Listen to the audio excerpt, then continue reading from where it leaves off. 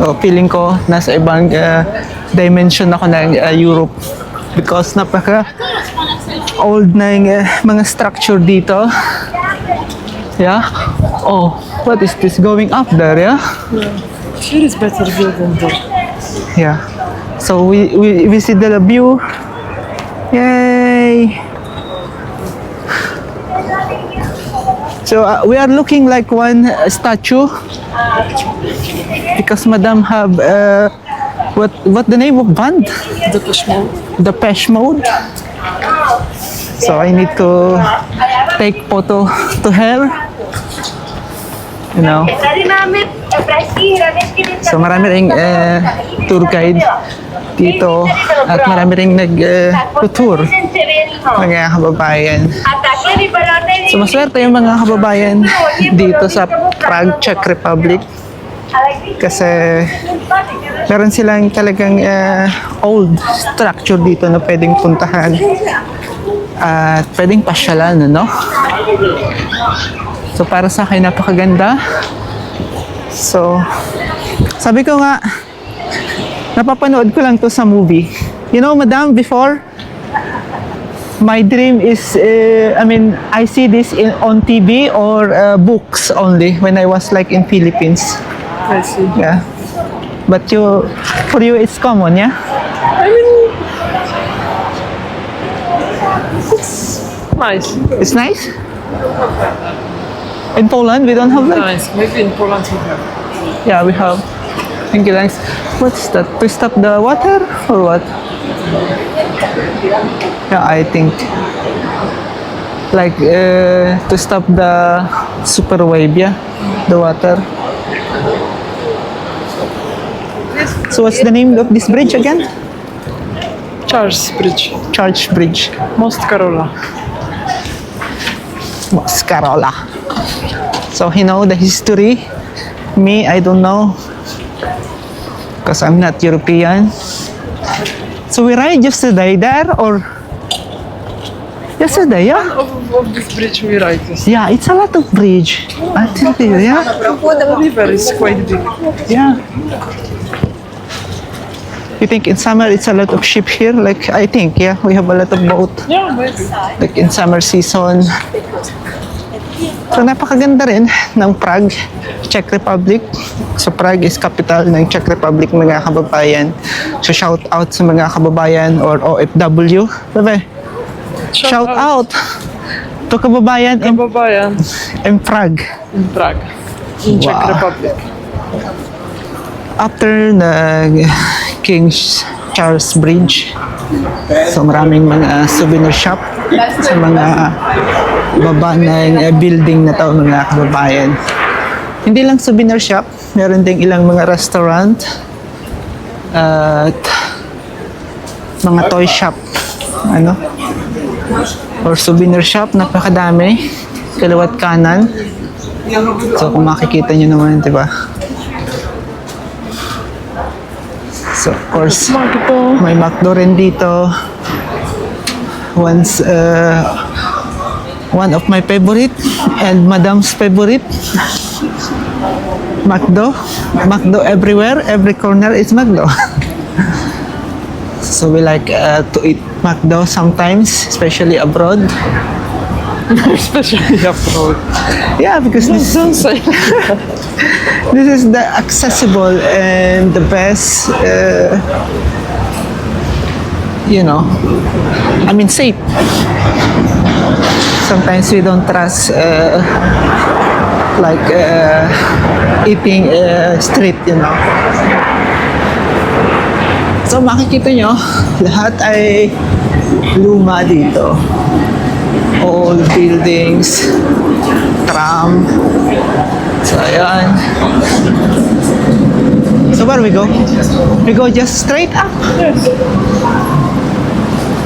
So we just exploring the old town.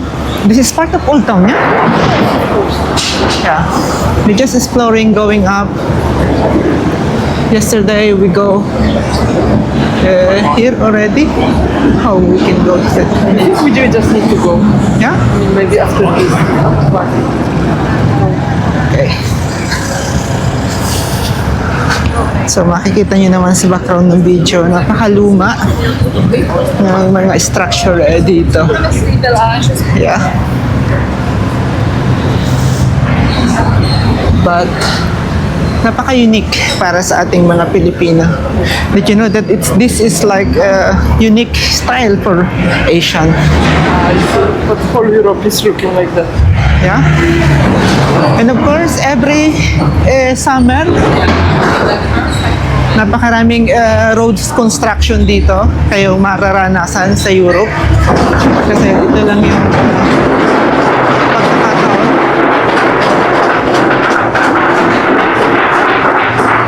Kita, maririnig naman ninyo, di ba? Galit na galit nyo, anong? So, ganito dito, kahit sa Poland or sa ibang part ng Central Europe, ay kapag summer season, maraming construction o road construction o renovation niya. Every summer or spring, summer, yeah? A lot of road renovation, yes, madam? So where we go now? We go up there, yeah? So we will go there. So makikita naman ninyo yung background. Napaka-unique. Diba? Marami ring mga kabataan dito. Ito, yeah. Yes! Say hello to the background. So we will just walk. So maganda. So magdala. Church, yeah, it's church. Yeah, it's church. So makita niyo. Go inside, I don't know. Yeah? If it's for free, because for some entrance you need to pay. I think museum, Even in this church. Muslim museum here is with pay. Only Germany is for free. I don't know where you experience this. According to Rodrigo. Yeah, it's true. I think no. But in Poland also. Every tourist attraction, of course, you need to pay. Yeah. Or maybe depends on the day in the week. Yeah, because in Poland we have free, yeah, every Tuesday. Some of the days. Every Tuesday. Depends on museum.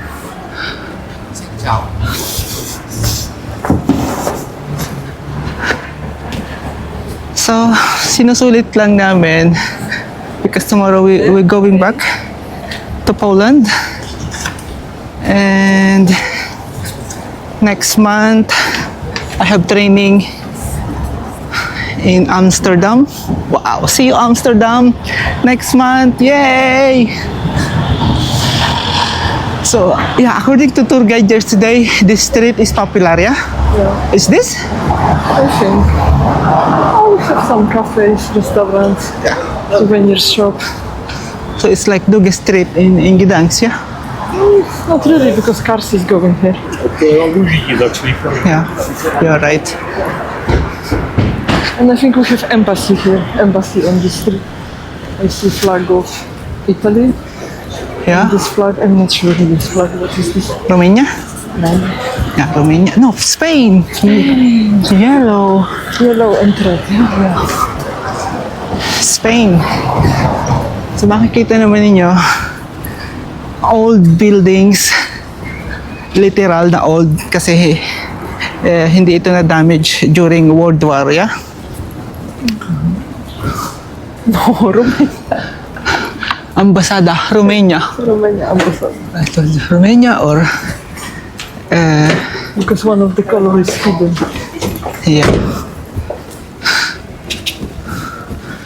We just ride going up and we ride going down. We're looking a good restaurant. What do you want to eat today, madam?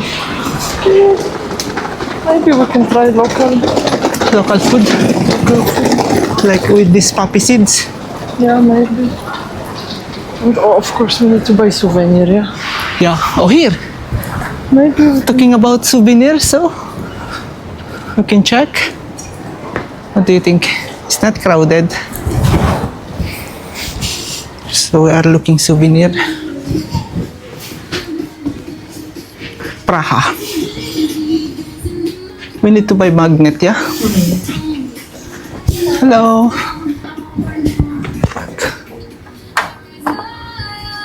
I will give 2 ends. Yeah.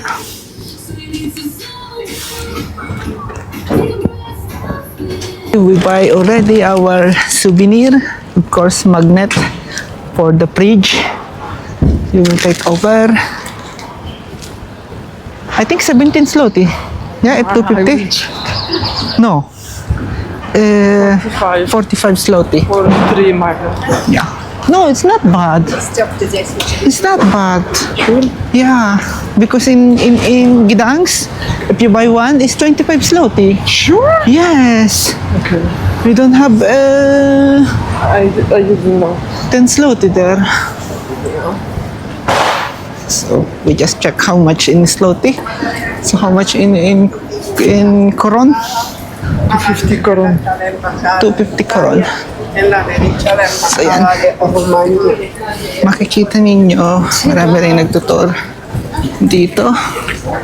So iba't ibang personalidad din sa iba't ibang bansa dito sa Europe, mga kababayan. So what we eat today, local, yeah? Maybe we can try. We'll see. With poppy seeds. Maybe we finish with pizza again. Oh my God. Favorite. I see mugs. But it's cafe. I'm thinking maybe we can drink iced coffee somewhere. Yeah. This is the best idea. We need to find because I see only hot coffee. Yesterday we ride here by this Bus bus or tram. or tram. Oh my God. Here is the popular dish, yeah? Marionettes or Marionettes, yeah. Czech marionettes. So it's here also in Czech Republic.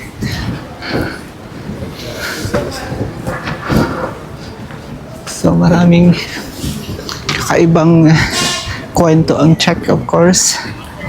Kayong makikita dito.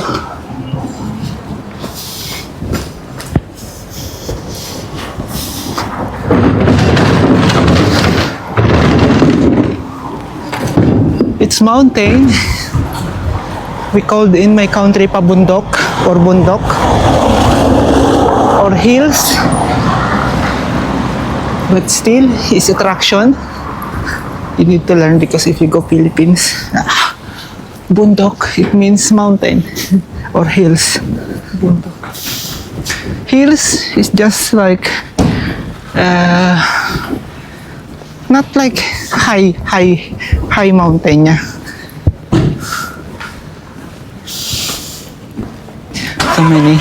Too many words or dialect, yeah. It's hard. Also in Poland, we have like that a lot. Oh, we have there also Pragi and cannabis. Oh.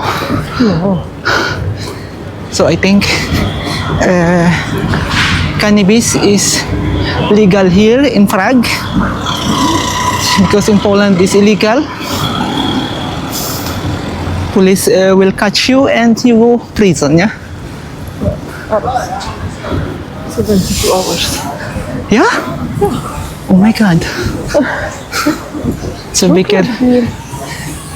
careful if you go Poland, or especially to my kababayan in Poland. It's good. It's a good view. It's like Italy, mountain.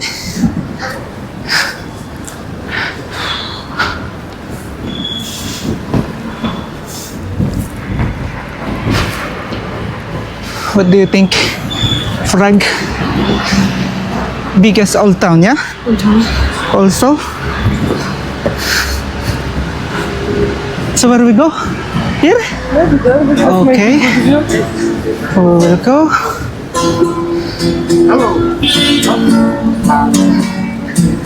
So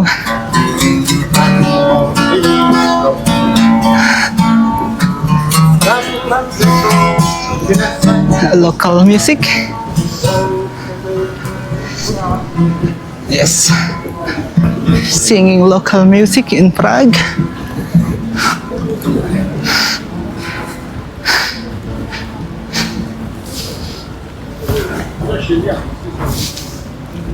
It's very hot today. What is this? Castle? Castle.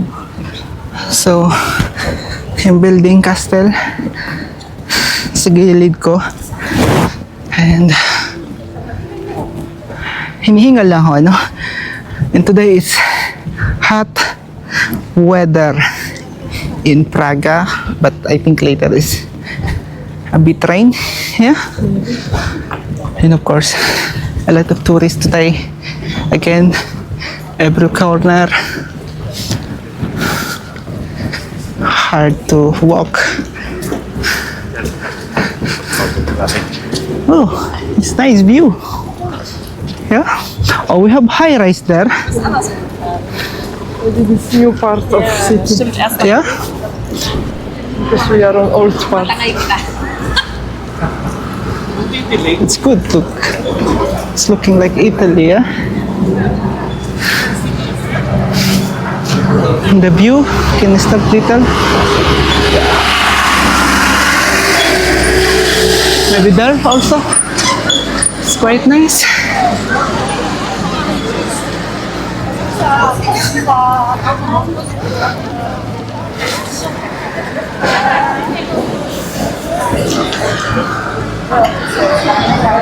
This is the castle, yeah?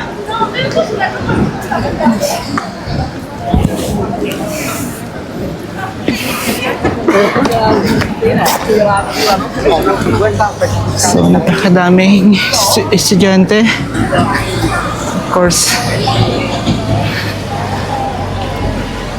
common yan dito sa... Go here.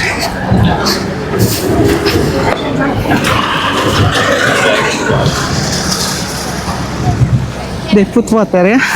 They clean. Yeah? I think. Cleaning or just to reduce the hot, yeah?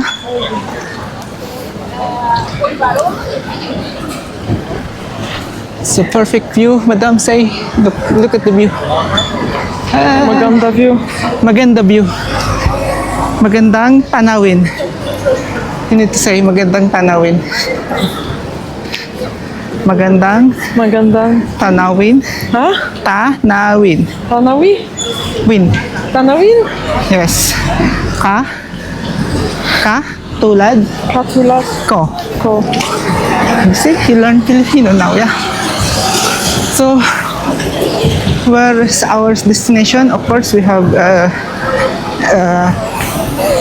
security, royal security. We cannot touch this because it's forbidden. It's like in England. Nagpalamig muna si kabayang Adrian, bumili ng local coffee with ice. So sabi-sabi local coffee daw. Kaya napabili si kabayang Adrian, ano. Siyempre, pumunta ako dito sa Prague para subukan or itry itong local food din, ano. So maraming mga souvenir. Oh, napapatingin si Madam sa kanyang gustong souvenir, pero may kamahalan. Anyway, andito na kami sa Charles Bridge again. Medyo naglakad na kami ng 1.5 hour. At medyo dumidilim na rin yung kalangitan. Nakikita nyo naman. Kaya kinakailangan naming lumapit doon sa hotel para at least mabilis kaming makabalik, mga kababayan. So what do you think our experience in you know the reaction of Filipino, yeah? The castle. For me, it's just common custom. It's common, yeah. We have a lot of castle in Poland, yeah. So every city or every district we have a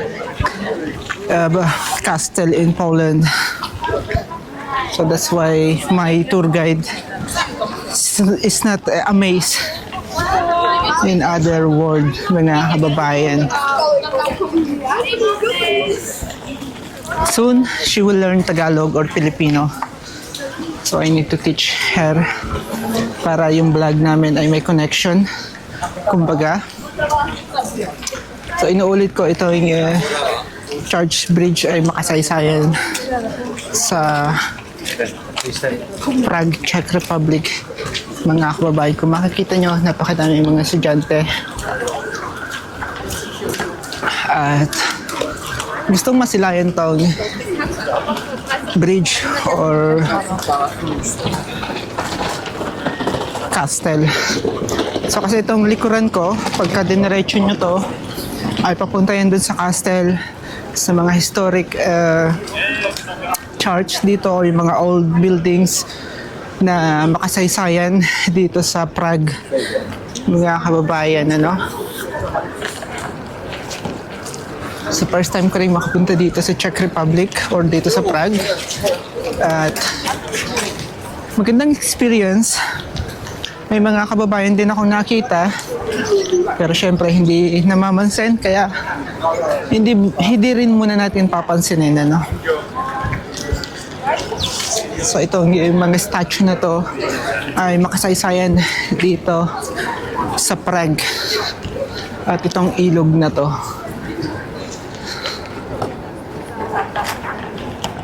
So sabi ko nga, hindi naman ako ganun kagaling sa geographic or hindi naman ako historian.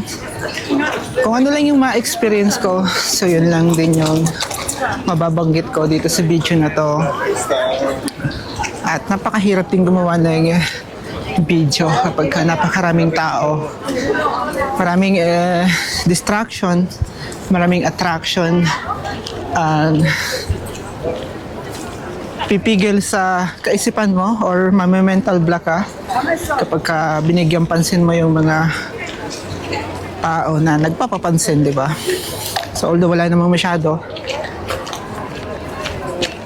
kasi busy ang lahat sa pag-picture or sa pagkuha ng kanilang magandang memories or alaala dito sa bridge ni Charles, ano?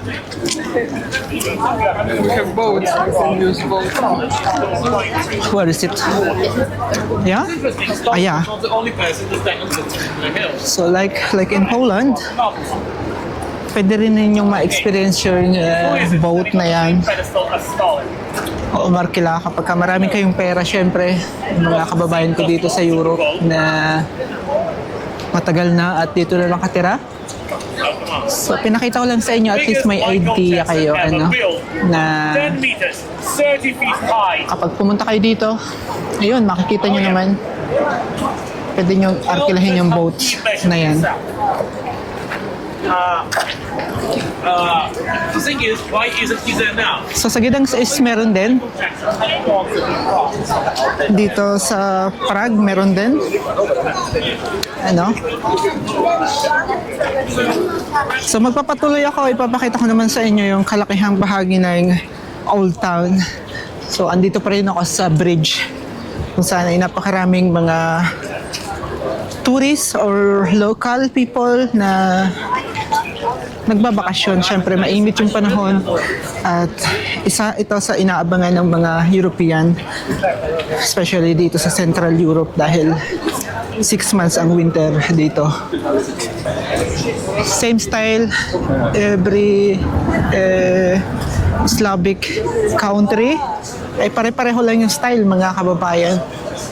Yeah, it's the same, yeah? Slavic nation, it's the same style, yeah? Similar. So ito, nais ko lang ipakita sa inyo.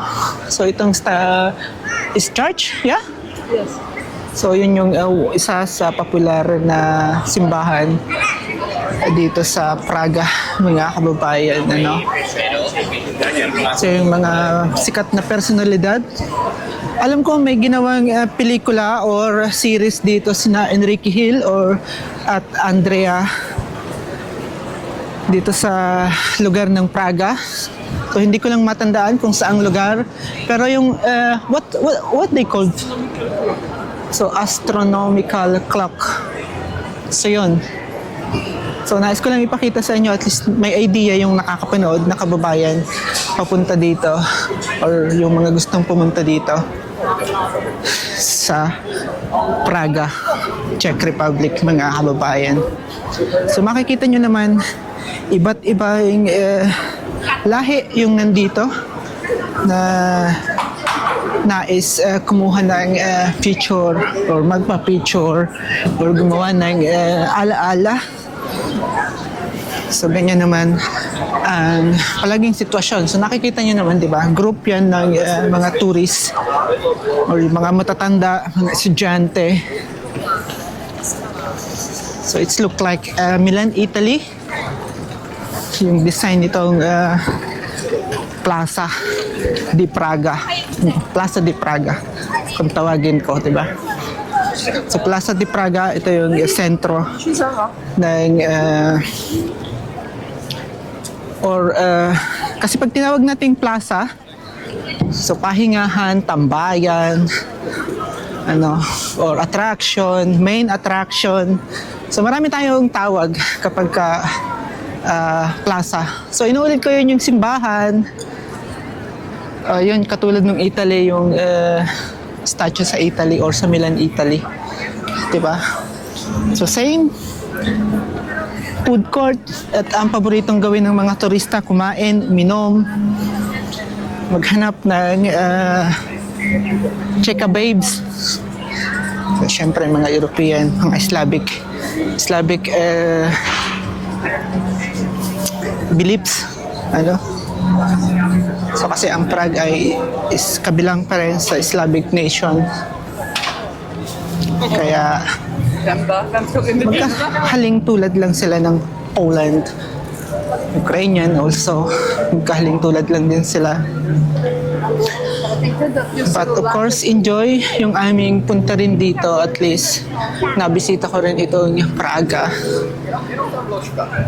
or Czech Republic, capital ng Czech Republic. At least, meron akong alaala. Hindi ko alam kung babalik ako dito for the future kasi sabi ko nga magkahintulad lang naman, no? Every country dito sa Central Europe ay magkakatulad. So walang bago para sa akin yung structure ng building, yung hawig, yung shape or mukha ng mga tao ay pare-pareho, especially Polish and local people dito sa Prague. It's the same faces. Yeah, it's true? Yes. So, ang pagkakaiba nga lang, yung taga-Czech ay medyo light yung kulay nila. Baga brown little, light brown. Pero hindi lahat, no? Hindi lahat. So, yun lang yung observation ko sa loob ng 2 araw na paglalakad dito sa sentro ng Praga, mga kababayan. At syempre, hindi rin nawawala yung mga local homeless dito, So, kung may homeless sa Poland, meron din dito sa Prague kayong makikita. So, ang style nga lang ng mga homeless dito ay nakaluhod at nangihingi ng barya. Diba? So, common yan. Common yan dito sa Europe, hindi mawawala. Kasi nasa kultura nila yan. So, makikita nyo ayon. At sa Poland, may homeless because of alcohol addiction, yeah? Or mostly. So dito sa Prague, hindi ko alam. So pwedeng i-comment ng mga Pilipino na matatagal dito na sa Poland kung bakit meron silang homeless dito sa Praga. So once again, andito pa rin ako sa main street dito sa Praga. Or sakop pa rin yata ito ng Old Town. Sabi ko, pabalik ako ng hotel para umihi. Kasi yun lang yung paraan na alam ko para hindi ako magbayad. So alam niyo naman, bawat kilos sa syudad or sa sentro ng bansa ay may bayad. At kinakailangan ko magtipid kasi baka pagbalik ko ng Poland ay ubos ang aking pera. So ganun pa rin, makikita nyo yun sa baba ng mga building, souvenir, restaurant, jewelry shop, marami pang iba at iba't ibang tourist grupo ng tourist, no? Especially mga estudyante, so mga nakakainis na estudyante, mga walang pakialam yung mga yan, so babanggain ka lang yan. And of course, kinakailangan nating irespeto kasi gusto din nilang masilayan ang ganda ng attraction ng Praga. So makikita nyo yung tradisyon ng Slavic ay kumain sa mainit na lugar. Also, my bebe or my madam is she wants to eat under the sun and drink under the sun, you know, wants to lie in under the sun while eating pizza, drinking beer.